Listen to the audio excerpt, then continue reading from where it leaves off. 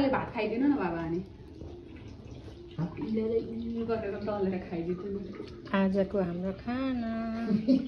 के भनिरहेछ आज ल मकैको बाद च्याख्रा पिठोमा सकेर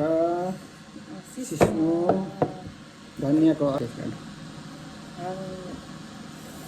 कस्तो होला है त पिचेस गरौँ न त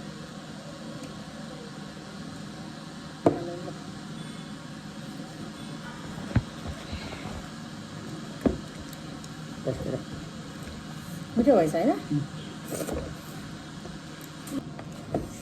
ढिँडो र सिस्नो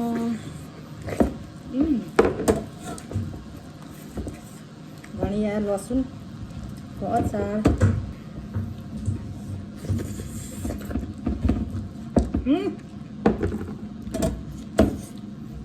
एकै गाछ बनाएछु मैले त त्यो के अचार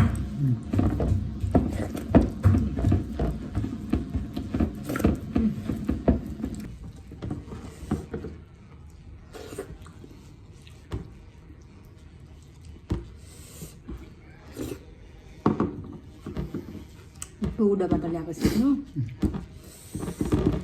हेर्नु न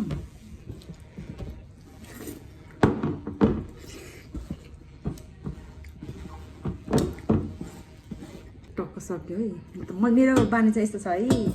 ल्यापै सक्यो यति सिस्नु बाँकी रह्यो चाहनु है तपाईँ खाने अच्छा पिउली